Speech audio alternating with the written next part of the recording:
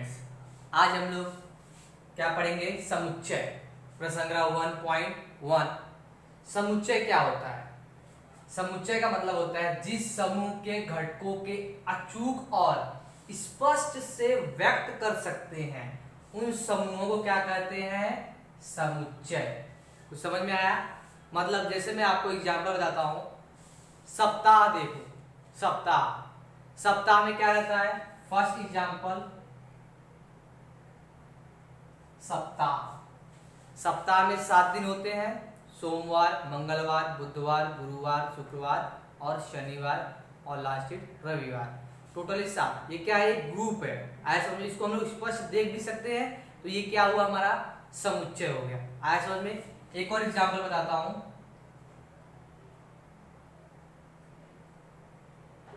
महीनों के नाम। महीना जानते हो, 12 महीने होते हैं, ठीक है?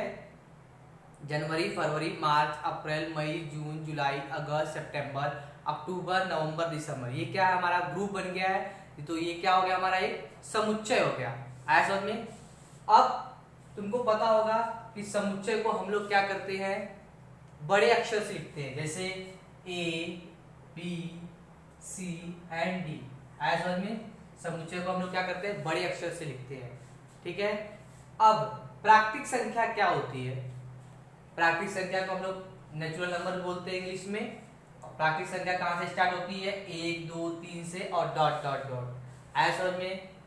पूर्ण संख्या, पूर्ण संख्या को होल नंबर इंग्लिश में बोलते हैं। ये स्टार्ट कहां से होती है?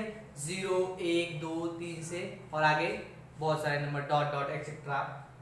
पूर्णांक संख्या जो होती है वो क्या होता है? हमारा इंटीजर नंबर होता है। मतलब कि हम ग्राफ बनाते हैं तो वहां पे देखो पॉइंट 0 रहता है बीच में। यहाँ पे से ग्राफ बनाया जाता है तो पॉइंट बीच में 0 होता है। तो यहाँ पे पॉजिटिव नंबर्स होते हैं राइट, और यहाँ पे निगेटिव नंबर्स होते हैं, ठीक है? समझ में आ गया ये तीनों? ठीक है। नाउ समुच्चय पद्धति के पद्धति देखते हैं। क्या इसकी पद्धति है? इसकी 2 पद्धति है, एक सूची पद्धति और एक गुणवर्धन पद्धति। आया समझ में? तो सूची पद्धति को हम लोग कैसे लिखते हैं? सूची पद्धति का सिंपल सा रूल है कि उसके अंदर क्या होना चाहिए? एक धनु कोष्ठक होना चाहिए। धनु कोष्ठक जानते हो क्या होता है? ऐसे, ये धनु कोष्ठक हो गया। और अल्प विराम चिन्ह होना चाहिए, ये कॉमा, अल्प विराम चिन्ह होना चाहिए। और क्रम नहीं, मतलब सूची पद्धति में जब हम लिखते हैं उसका कोई क्रम नहीं है, चाहे वो आगे पीछे हो, कोई चरांक हो, कोई नंबर हो, वो क्या होना चाहिए? आगे पीछे रहेगा तो कोई फर्क नहीं पड़ेगा। नाउ लास्ट इज केवल एक बार। देखो सूची पद्धति में क्या होता है कि कोई वर्ड्स 2 बार आ जाते हैं, 3 बार आते हैं। आए समझे? कोई अक्षर जो हमारा क्या होता है वापस रिपीट होता है, तो लेकिन हम लोग उसको कितनी बार लिखेंगे? सिर्फ एक बार।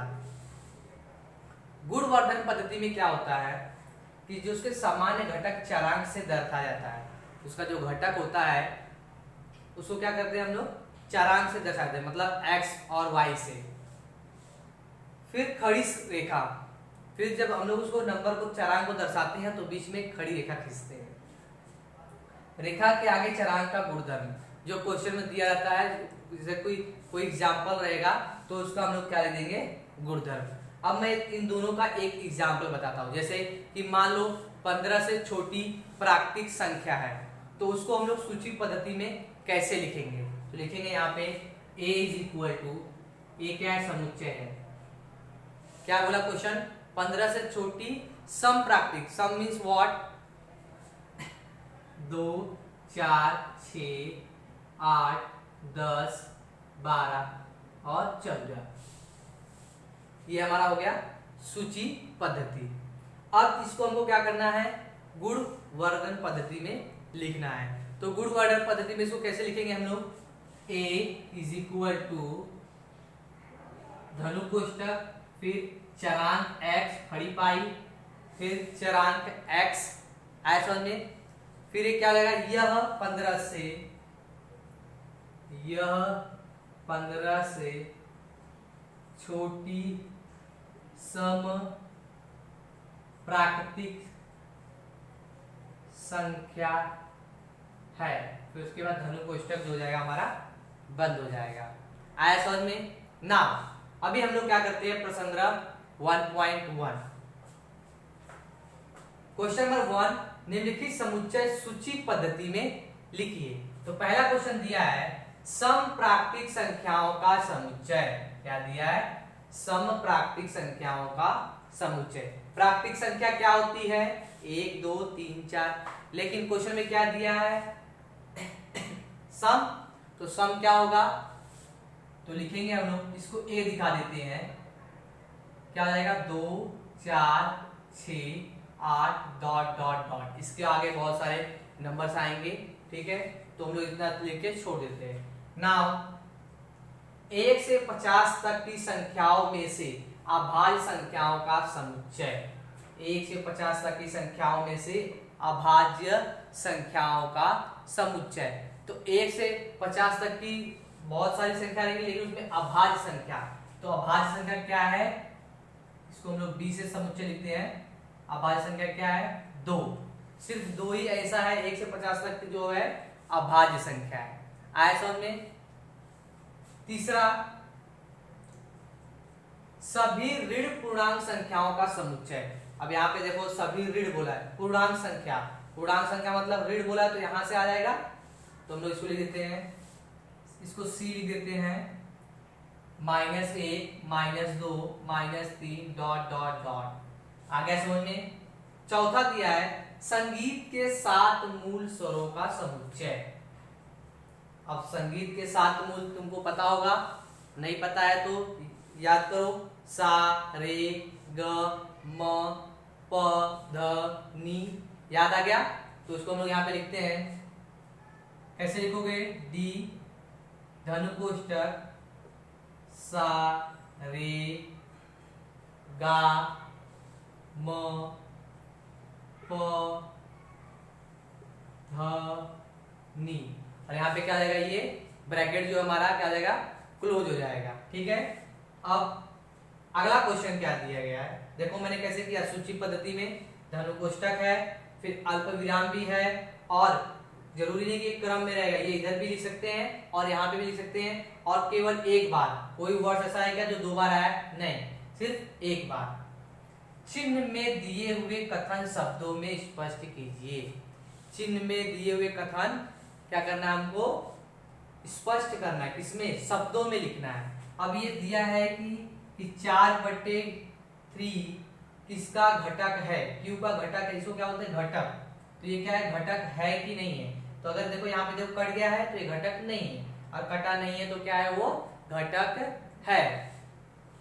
तो लिखेंगे 4/3 यह समुच्चय Q का घटक है ना। दूसरा -2, ये देखो काट दिया यहाँ पे, और यहाँ पे क्या दिया, n। n का मतलब क्या होता है, प्राकृतिक संख्या। तो क्या हो जाएगा यहाँ पे, -2 यह समुच्चय n का घटक नहीं है, ठीक है। Now last question, p = धनुकोष्ठक p खड़ी पाई p यह विषम संख्या है। इसको कैसे हम लोग लिखेंगे, समुच्चय p का घटक, समुच्चय p का घटक p इस प्रकार है कि p क्या है हमारा,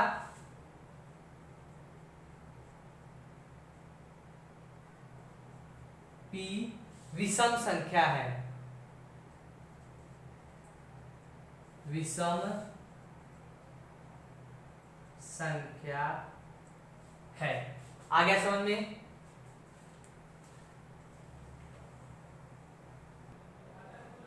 नाउ क्वेश्चन नंबर 3 में क्या दिया है, क्वेश्चन नंबर 3 जो है बोला है कि कोई दो उदाहरण लेकर सूची पद्धति में और गुणवर्धन पद्धति में लिखने के लिए। तो आप लोग क्वेश्चन नंबर 1 का उदाहरण क्या करोगे, उसको सूची पद्धति में लिख दोगे और गुणवर्धन पद्धति में लिख दोगे। आया समझ में। Next question is question number 4, सूची पद्धति में लिखिए। पहला क्वेश्चन दिया है भारतीय और सौर वर्ष के सभी महीनों का समुच्चय। तो पहले मैंने तुमको बताया इसको कौन से पद्धति में लिखना है, इसको हमको कौन से पद्धति में लिखना है, यहाँ पे सूची पद्धति में। तो सूची पद्धति में क्या लिखना है हमको, सबसे पहले क्या होना चाहिए, कैपिटल लेटर एक होना चाहिए आया समझ में, जिसको हम लोग समुच्चय समझते हैं मानते हैं, तो बराबर, और फिर उसके बाद धनु कोष्ठक होना चाहिए, धनु कोष्ठक भी है।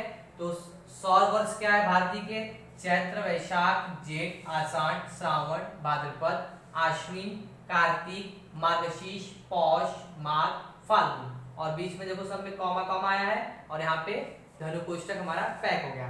तो पहला क्वेश्चन समझ में आ गया।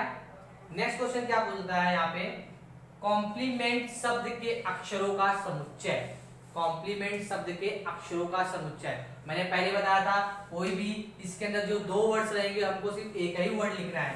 तो बी बराबर धनु कोष्ठक C comma O comma M comma P comma L comma E comma N comma नहीं आएगा, ई भी नहीं आएगा, एन कॉमा एन टी, धनु कोष्ठक बंद हो जाएगा।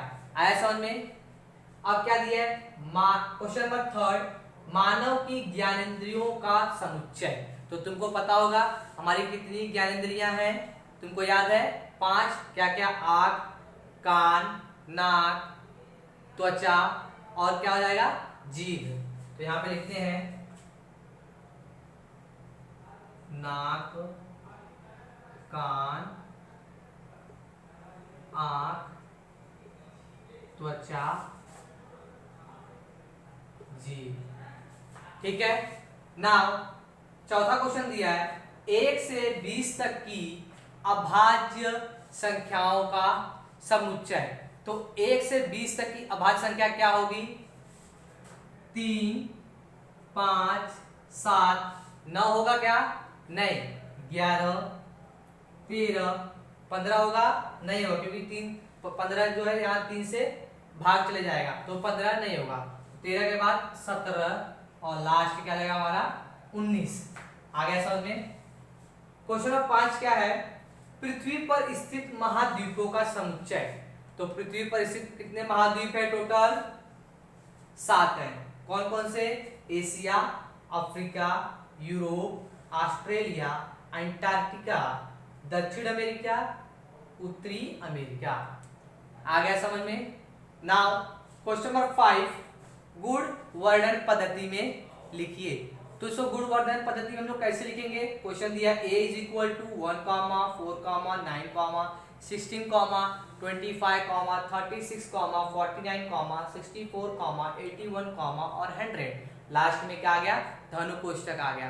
तो हम लोग क्या करेंगे, इसको क्या करेंगे, सबसे पहले लिखेंगे a = धनु कोष्ठक, ये बताया गया था चरांक का उपयोग करना है और एक खड़ी पाई। तो x चरांक आ गया, तो x चरांक को हम लोग यहाँ पे क्या दिखाएंगे कि इसको हम लोग क्या लेते हैं, ये क्या हमारा नंबर है, इसको n ले लेते हैं। आया समझ में n, तो लेकिन ये किसका वर्ग है, ये 1 का स्क्वायर है, ये 2 का स्क्वायर है, ये 3 का स्क्वायर है। तो हम लोग यहाँ पे क्या लिखेंगे, n स्क्वायर। तो n क्या है हमारा, ये नेचुरल नंबर मतलब प्राकृतिक संख्या है। n क्या है, इसका घटक है, नेचुरल नंबर का घटक है। आया समझ में। अब ये कहां तक लिखना है हमको, कहां तक है, ये 100 मतलब 10 तक है। तो क्या हो जाएगा, n > 10 और ये क्या जाएगा हमारा, ये ब्रैकेट क्लोज हो जाएगा। आया समझ में। तुम चाहिए तो लिख सकते हो कि यहाँ पे कि यह स्क्वायर मतलब वर्ग है, समझ में आया, नंबर क्या है, वर्ग है। अब दूसरा b बराबर 6 12 18 24 30 36 42 48। तुमको ये नहीं लग रहा है यहाँ पे ये 6 का टेबल है, मतलब 6 का पहाड़ा है, तुम सीधा सीधा यहाँ पे लिख सकते हो कि यह 6 का पहाड़ा है। नहीं तो एक और आइडिया ले सकते हो यहाँ पे ऐसे, b बराबर धनु कोष्ठक x चरांक होना चाहिए, ठीक है। तो उसके बाद यहाँ पे किसका है, बराबर ये क्या हो रहा है, 6 का टेबल है मतलब 6n 6n। आ गया समझ में। सेम यहाँ पे लिखना है, n क्या है, बड़ा है, लेकिन n कहाँ तक लेना है हमको, 9 तक। कहाँ तक, 9 के पहले तक। आ गया समझ में। अब तीसरा क्वेश्चन दिया है सी इज इक्वल टू स्माइल। जैसे ये वर्ड दे दिया जाएगा, इस वर्ड को क्या लिखना है हम लोग, सेम यही वर्ड लिखना है कि हम लोग लिखेंगे स्माइल शब्द अक्षरों का समुच्चय है। आ गया समझ में? तो यहाँ पे लिखते हैं सी इज इक्वल टू वाई खड़ी पाई वाई, फिर क्या लिखोगे, ये स्माइल, ये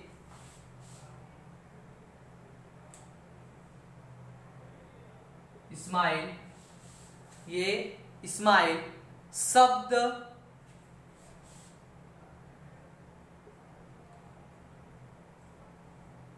के अक्षर हैं। तो ये हो जाएगा हमारा धनु कोष्ठक क्या हो जाएगा, बंद हो जाएगा। Last question, second last, D बराबर रविवार, सोमवार, मंगलवार, बुधवार, गुरुवार, शुक्रवार और शनिवार। ये क्या है, सप्ताह के नाम है। तो हम लोग क्या लिखेंगे, यह सप्ताह के दिन है। तो लिखेंगे यहाँ पे कुछ भी ले लो, डी बराबर जेड डिवाइड बाई जेड, यह सप्ताह के दिन है। और धनु कोष्ठक क्या करेंगे हम लोग, बंद कर देंगे। लास्ट क्वेश्चन दिया है x is equal to a comma t e comma और टी। तो ये भी एक वर्ड ही है, सेम जैसे यहाँ पे हम लोग ने बताया और यहाँ पे बताया। तो यहाँ पे भी इसे हम लोग ऐसे ही लिख सकते हैं।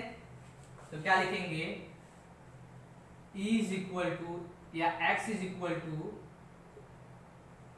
Bracket x divide by x, x जो है और ये क्या है, खड़ी पाई x, यह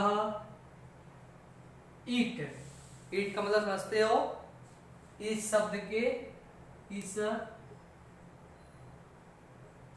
के अक्षर हैं, शब्द के